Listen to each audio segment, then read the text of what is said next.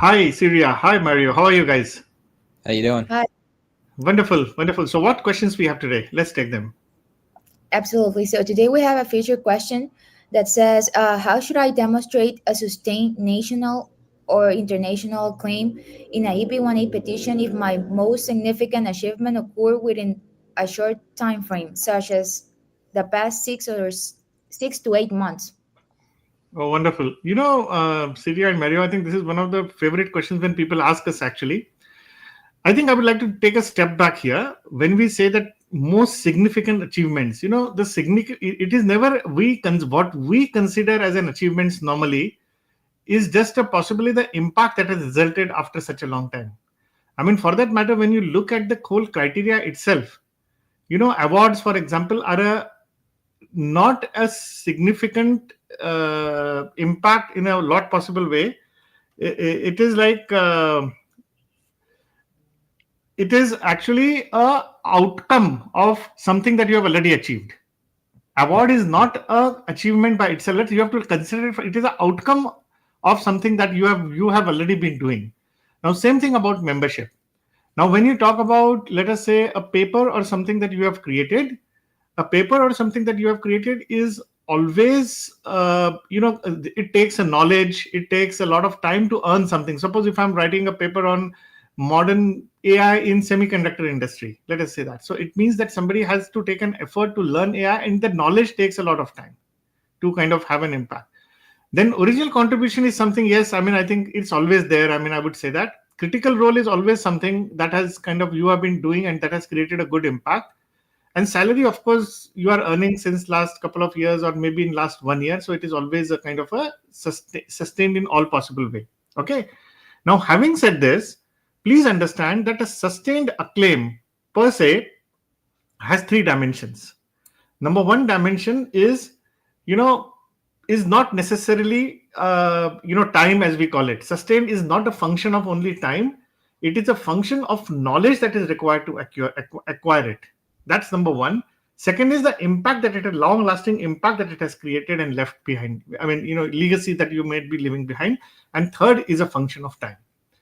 So for example, we have somebody who is let us say, has been a 28-year-old and 30-year-old in the program. They got their EB1A approved. Okay. Now it doesn't happen instantaneously that you learn a knowledge about something. Now we are actually going to file an application for somebody who is 26-year-old also in the program. So we have younger people who are 28 and 30. They achieved their EB1A, and their sustained impact was a function of the knowledge that they have acquired to reach to that level of excellence. And number two is the impact that they have created because of the work. So it's not necessary.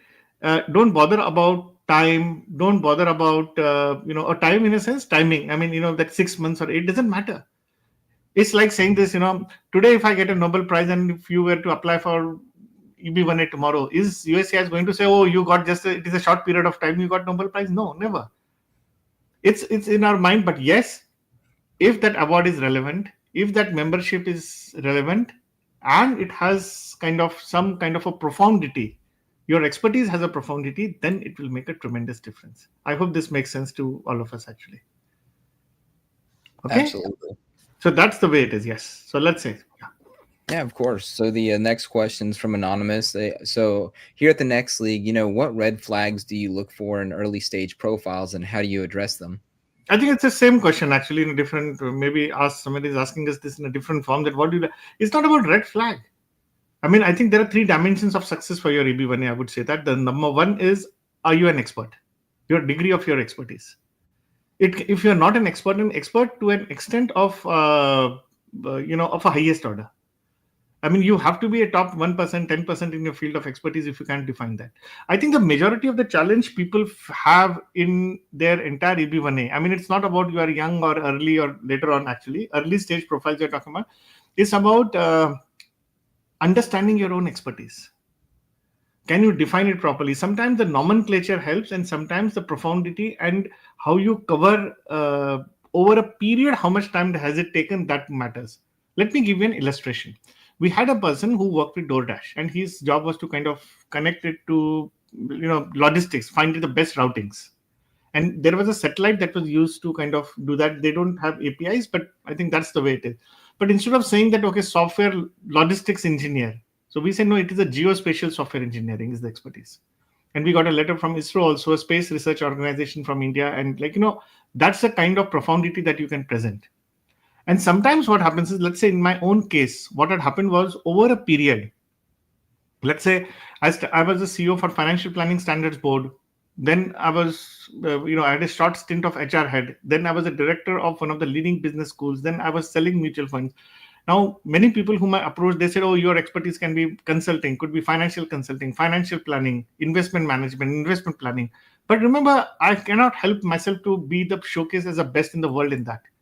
So, I mean, it took me 6 months time to kind of understand. So it took roughly around, I think 6 months approximately. And my expertise that was defined as financial educationist for and regulations for middle class or something. So basically what happens is I cover my education, so you can connect all the contours of all your past experiences get involved. So it's not about profile. Normally in the program we always take people who are at least 5 to 6 years of experience. So let me tell you hypothetically what happens is, if let us say if we have somebody for a 10 years experience earning 200K, it means that even if you take a first salary and take it in the today's value, let's say the total salary is still 2K. I mean, just for the back of the envelope calculation, it means that, in your 10 years experience, you have earned $2 million. But remember, and we also know that if somebody earns X amount of money, the return that is expected in a person is 20 to 25 times that. Otherwise, nobody will pay you that salary. It means that you have already created an impact of 20 million into 20, which is 2 million into 20, that is roughly around $40 million. So in your entire professional career, you have created an impact which is of $40 million. So we have people in the program who might have created roughly around, $25 million to even $800 million. Now we have to see what is that, and how can we use the criteria to look at the lens at your profile. And if you follow this approach, I think most of the people, I think this question comes from premises that people are trying to fit themselves into the criteria. That will not work. And the way I told you, I think if we use that approach, I think it has been working very impactfully. And we have seen that whether somebody is young, somebody is early, somebody is a mature stage, I think has been doing it. And for this, and as I said, there are 3 dimensions of success. The first is your expertise. Second is understanding EB1A. And third is learning how to present yourself, how to draft recommendation letters, how to draft expert opinions, how to work with the best attorney. So if you see the interplay, I think success can be yours actually. So that's what I would like to say. Yeah. Absolutely. Thank you. That Absolutely. makes a lot of sense. So our next question is, what balance of domestic versus international referees do you recommend and why? Oh, I think this question comes from premises for expert opinions or recommendation letters. Mm-hmm. I think it comes from premises that, okay, fine, somebody, you are getting a reference letter. It's not a balance actually necessarily. It's always based on what you have actually done. If you have worked only in the US, if you have worked in countries, but yes, if you get from people around the world, it is always good. It shows your impact across the world. So it is not about who is giving from which country. It is what is the impact that has led into that country. I mean, there is no point in getting letter, let's say from India or China, if there is no impact. But yes, somebody is an expert in that field. That's very good. I mean, I think it is agnostic to that, but it also depends on case to case basis and who has been giving letters and based on what. You worked in China, you work in India, based on that you are getting, it makes sense. But if you have letters in my entire, I can't say you have been born in the US because EB1A will not be applicable to you. But let's say, for example, I came here during education and I worked a whole time in this thing. But yes, you have been connecting with people, you have been writing articles, collaborating internationally, then it would make sense. But yes, I mean, it is a matter of more of a perception at times if it is no impact. It is not that you have created an impact there, but yes, it is a matter of perception that people from multiple countries are kind of watching for you. And I've seen that, I think there's one case law also which basically kind of utilized it very impactfully, that people from X countries have been using, from Y continents have been doing, this is good for you. It creates a very good perspective. If you have international experience and if you can collaborate and get letters from everybody, it's going to be wonderful. So that's what I would like to say. Okay, let's take the next question. Yeah, of course. So the next question is from anonymous. They ask, how do you handle requests for borderline or questionable evidence? Do you refuse or guide clients to stronger alternatives? You see, I mean, I think the word used here is that questionable evidence. If it is a fabricated manufacture or something, if you're talking about questionable from that perspective, it's absolutely not acceptable. No legal firm will accept it. We are also a legal firm, and we are also, ABS under supervision for, offering advice and coaching, integrated coaching from approved by Arizona Supreme Court. So, I mean, questionable evidence is definitely not. But if questionable evidence is not a strong evidence, let's use the word. So if it is not that, I think we'd like to help you to make it stronger. It means that, I mean, I think the clarity we need more details here actually, that how, what do you mean by strong? I mean, in a sense that it should fulfill USCIS requirements. That's number one. It means that when you're talking about letters, they need to be more probative in nature. Okay, that's the all evidences need to be more probative in nature, more kind of relevant. It needs to be relevant, right? I mean, if it is not relevant, it does not make sense. Actually, you can't just, for example, uh, somebody. I mean, I know. Remember a lady? She kind of won some dance competition sometime actually in her teenage years, and wanted to give that as an evidence just to showcase that how profound it is. If it is not related to expertise, doesn't make any sense. So something that is not relevant, something is not probative, does not add a value to the whole petition and your expertise, there is no point in doing that. And then, yes, obviously, there are federal rules of evidence standards which are there. You have to try to, I think here, services from a good attorney would always matter, actually, that how to kind of do that. But yes, the letters should have some particular language that needs to get utilized. That is important. It needs to have a particular approach in terms of if you're giving a screenshot, if you're giving, it needs to be clean as much as possible. I think those things are definitely, we have a full session and discussion on that during the program. Definitely, this thing we don't refuse to kind of guide our students. Actually, we like to. When that's why we have 97.5% success rate validated through independent audit. Actually, here we have seen that we kind of want to help as many people as possible. But yes, I mean, one thing is there. We want you to become that person of that excellence before we even think of that. Actually, okay. So let's Absolutely. Yeah. take the next question. Yeah. So our next question says, what principles do you follow here at the Next League program to balance aggressive profile building with maintaining integrity and compliance? Oh, that's wonderful. As I mentioned to you, that there are three dimensions of success for you, everyone. The first is your expertise. If you're not an expert, don't come to us. If you don't want to become an expert, don't come to us. If you're looking for manufactured evidences, if you're looking for ghostwriting services, if you're looking for somebody else to done for you services, don't come to us. I mean, I think that's very clear. Aggressive is not a function of aggressive has two connotations. Is that if I'm putting 18 hours of work, that's not. I won't. That if that is an aggressive, I think we can help. If you're ready to work, I mean, there are people who may sleep for 4 hours a day and still work. I mean, that's absolutely nothing wrong in that. Aggressive, if you're meaning that somebody else does for you, you get 300 citations and buy papers, and if you're calling that aggressive, I think we would never do that. So that's the first thing. I think the question is of impact of the work that you have created. And if the impact is trying to fabricate or create an perception of that impact, it is definitely not going to stand the scrutiny, because as you build something on a sand. Let's say you are near the beach, you create a castle, it will suddenly die down. You create a castle with the ice, it will die down. Actually, it will not sustain. Sustained means, what does sustained mean? It, you see, I think that's a very beautiful sustained acclaim. I think I have a nice way to put it. I don't think I would have spoken it in this manner. I always said that there are three dimensions. The first dimension is the impact, how much time it takes. I mean, the intensity of that expertise itself, how much time it takes, and then the intensity. I think the sustained has to be looked at from a not from the past perspective, even from a future perspective. I think it's a very innovative way of looking.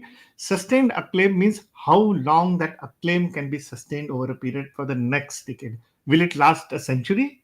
Will it last 50 years? Will it last 5 days? Because all the things which are manufactured will not be sustained acclaim. So it is not a matter of sustained as a past, it is a matter of sustained in the future. I think that's the best way. So otherwise, like a castle on a sand, it will just disappear. So just remember that. Okay, let's take the last question, guys. Absolutely. So the last question is from Anonymous. They ask, how do you advise clients on maintaining and growing their extraordinary ability? Trajectory once the green card is actually secured. You see, remember one thing: you are not securing a green. You are not an expert because you want a green card. I mean, that's the first thing we always tell. We had a wonderful session with Mr. Thomas. He was a former USCIS adjudicator. I think that session is available, and you can click the link in the comments to know more about to attend that session. Remember one thing: you are there because the nation. Can contribute something to the nation, and that's why you want to be an expert. You love your expertise. You want to do things, and that's why you have applying for EB1A green card. The America.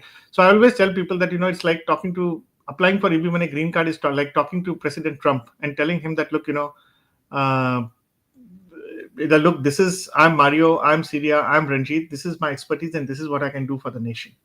Okay, so that's the how this whole EB1A all about. I wanted to close right now, but we have somebody right now joining in. Venkat, I will be getting you in on the stage, and I'll let you ask questions. So let me get Venkat, and that will be the last question. Hi, Venkat, how are you? Hello. Hi, Venkat. Yeah, you have a question? Yeah, my question was this, Ranjit.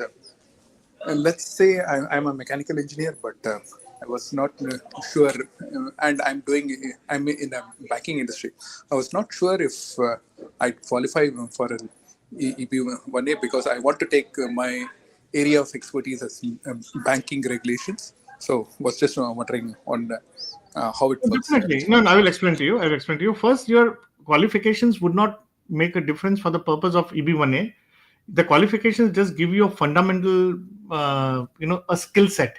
I had once helped, but at the same time, please be cautious that we won't kind of want you to be taking an expertise or decision on your expertise because we have a very kind of a algorithmic process, if I may call it. It's a patented process. We call it a done process, and defining your expertise normally takes almost 30 to 40 days for people actually here. Please understand that. So we won't kind of just if you were to join the program and can do it, we'll make you go through certain exercises, and that will evolve your expertise. But having said that, answering your question specifically, it doesn't matter what's your what's your fundamental qualification. I remember me trying to help one, in fact, a lawyer actually from India, and he was kind of wanting to choose his. He had kind of applied his expertise as a lawyer, and it didn't work out, and then he got an RFE. But later on, he used it as a business consultant. So what happened is that your qualifications become your underlying asset or a currency. So, for example, mechanical engineering has given you a certain analytical skills. We present it that way. So I hope that answers your questions, Venkat.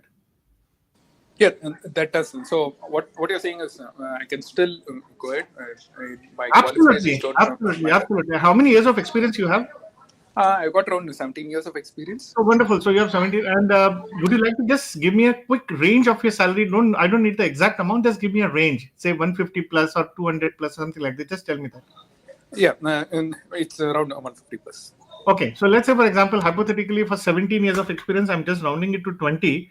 So it means that even if you assume 20 years back, you get, I mean, whatever salary you're getting, you make it to the present value, you are getting 150K. Okay. So it is like, and you have a 20 years of experience. So it means your total salary that you have earned over a period of 20 years is roughly 3 million. And it also means that normally somebody pays you a salary, they always expect 20 to 25x of return. So even if I take 20 or 25, let's say 25 hypothetically, it means you have already created an impact on with $75 million. I just mentioned some time back that if you have maintained that level of impact, it can definitely kind of help you a lot. So $75 million. So we have to see what is a common thread that binds. That will become your expertise. And having said that is your expertise, then we have to see, we have to reverse engineer and what are the metrics, and we use criteria to look at as a lens to look at those impact metrics, and that then the present your case. That's the way we will tell you in the coaching. So I hope that answers your question, Venkat. Yeah, it may, in fact, answers. It was more than what I expected. Thank you so much. Absolutely, wish you all the best. And so here we had kind of Venkat who asked a question, and it is wonderful to kind of have. If you have any other questions, you are welcome to join here. and we'll be more than happy to kind of have you. So wish you all the best, guys. And if you want to join the program, reach out to Mario and Syria. If you want to ask your question, you're welcome to kind of come here on next Saturday. We'll send you the links. And all the links are available in the comment section below. Mario and Syria will put it there in the comments. So wish you all the best and have a wonderful day ahead, guys. Thank you for joining us today. If you have any further questions or need personalized guidance, please reach out to us. We are here to help you every step of the way in your journey towards achieving your American dream. Let's connect and make it happen together.